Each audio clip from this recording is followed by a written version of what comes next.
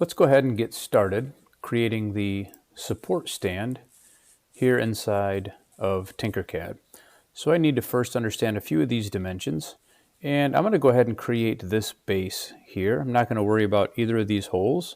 I'm not going to worry about this part that's up here as well. We'll do that in a separate video. And this base here can be done multiple ways, but the way that makes the most sense to me is I'm going to go ahead and bring a box on my work plane. I'm going to make it this size, and then I'm going to cut this bottom base out. I know some students have actually taken and had multiple feet here and then added a top to it. I just think it's easier to deal with two parts rather than three. So we're going to go ahead and get the dimensions from this, and we can see that this support stand is actually 100 millimeters wide. It's going to be 40 millimeters deep, and it's going to be 20 millimeters tall.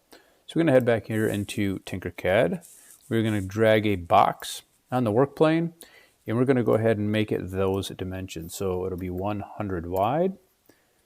It is going to be 40 deep, and it's going to be 20 tall. Well, we're lucky here, this one is already 20 tall. So that's how we know how big the base is here for our support stand. Now we're going to come back and we need to get the size of this little cutout here. So this cutout is actually going to be 8 millimeters tall. So we're going to be cutting out 8 millimeters. We know that it's going to be 40 wide, or at least 40 wide. Our holes can be bigger if we need them to be. And then we had to do some simple math here. So we know that the overall length of this is going to be 100, but this foot over here is going to be 12 millimeters. And then this foot over here is going to be 12 millimeters. So we need to know the size left over here. So if we actually just go to Google here, and I'm going to type in 100 minus 12,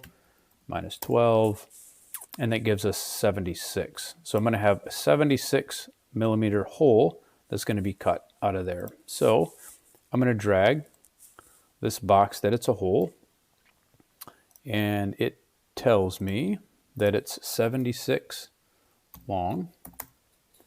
It tells me that it is 8 millimeters tall, and we know that it's going to be 8 millimeters tall, and it is going to be 40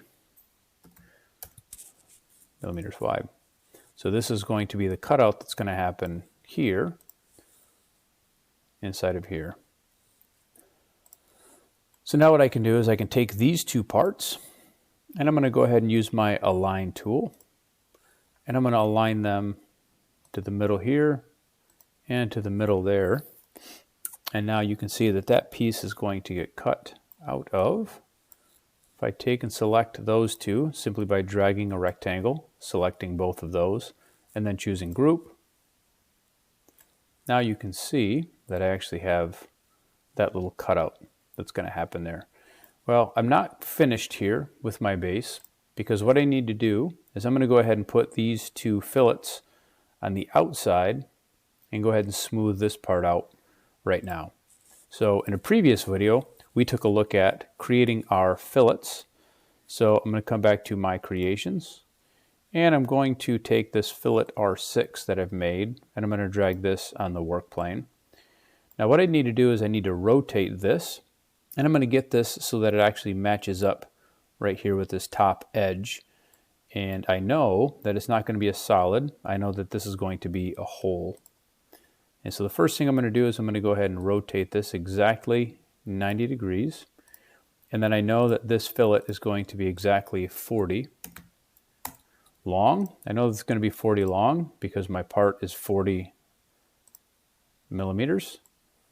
And then I've already changed the size of my fillet, so I know that this is the correct size. So now what I have to do is I have to get this fillet lined up with this corner. And I'm going to do that using my align tool. So I'm going to select those two objects. I'm going to choose my align tool. And I'm going to choose this here. I don't want my base to move, so I'm going to choose that as my master. I'm then going to align that up along the center there. So now that's perfectly lined up there. I'm also going to align it to the top, so that now is aligned with the top. And then I'm also going to choose this left edge. And so that right there, when I group these together, that is going to cut that fillet out of that material. But before I group those, I know that I'm going to need another one on this side. So it's already in the right position. So I'm going to come and select that fillet, and I'm going to duplicate that.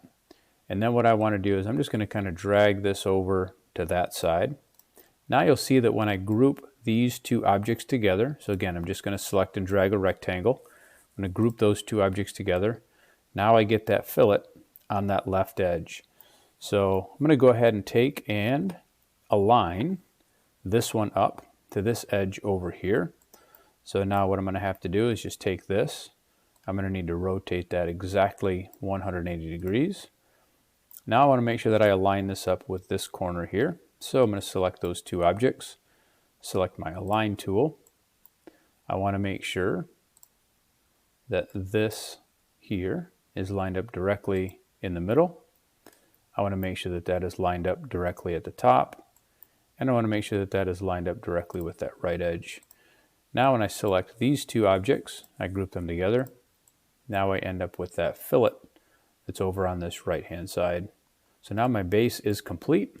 What I have is I have this base that's 20 millimeters tall, that's 100 millimeters long, it's 40 millimeters deep, and then I'm going to have this 8 millimeter cutout on this with two fillets that are rounded on that outside edge.